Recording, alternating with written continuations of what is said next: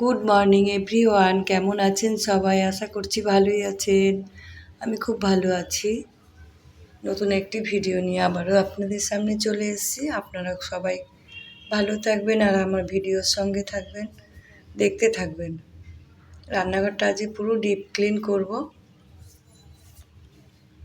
পরশু দিনে আমার হাত থেকে একটু তেল পড়ে গেছিলো, বোতলে ঢালতে গেছিলাম তো অর্ধেকটার মতন তেল পড়ে গেছিলো। তা গ্যাসের পেছনে, এই ওভেনের পেছনটায় অনেকটা তেল পড়েছিল। পোছা হয়েছে কিন্তু তেল তেল ভাবটা যায়নি।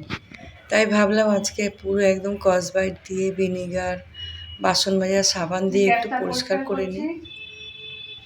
কয়েকদিন পরে বাড়িতে কাজ শুরু হবে, তাই বেশি পরিষ্কার করব না। তবু দেখো রান্নাঘরটা না পরিষ্কার করলে না ভালো লাগে না,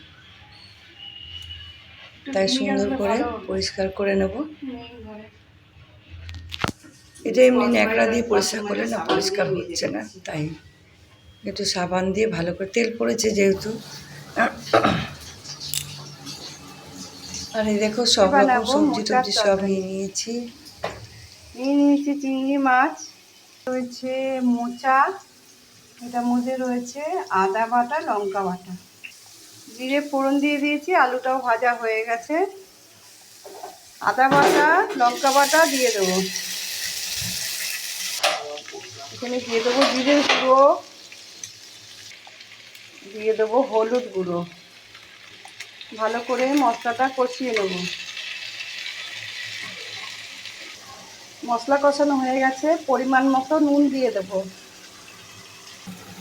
এবার দিয়ে দেবো চিংড়ি মাছ, কষাবো।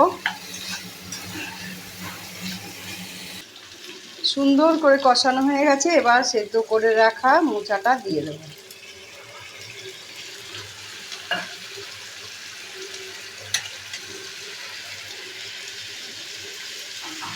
ভালো করে নাড়াচাড়া করে সামান্য পরিমাণে যে মোচা সেদ্ধ করে রাখা ছিল সেই জলটা দিয়ে দেবো। কষানো হোক, তারপর দেবো।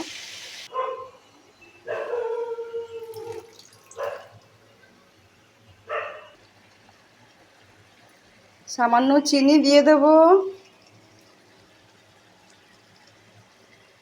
দিয়ে দেবো ঘি,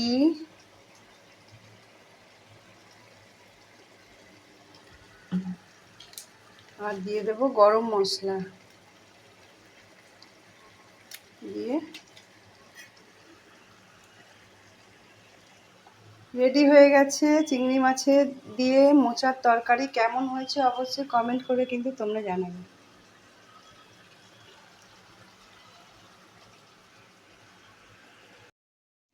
পরিষ্কার করে চলে এসেছি ছাদে, বাসনগুলো মাজবো। এটাকে সব ধুয়ে গেছিলাম সকালবেলা মেজে। দেখো কুকুর কেমন চিল্লাচিল্লি করছে, বুঝেছো? মারামারি লেগেছে। যাই হোক, বাসনগুলো সব ভালো করে মেজে এখন পুজো দেবো বলে ঘটে এক ঘটি জল নিয়ে নেবো, এই পুজোটা দেবো।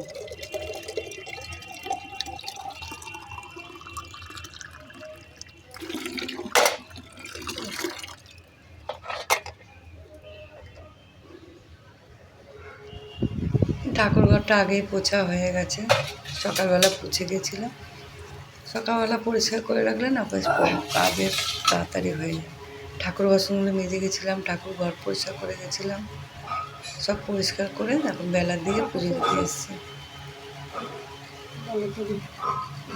পাখাটা চলছে, একটু বন্ধ করে দিই।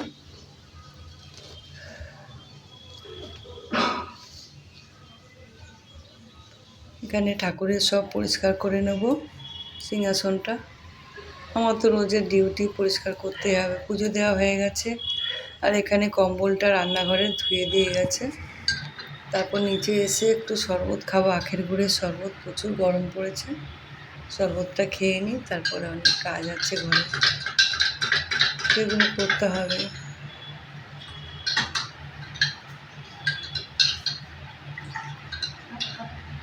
এতটাই গরম পড়েছে না, আখের গুড় এনে রেখে দিয়েছি, সেটা দিয়ে শরবত খাচ্ছি।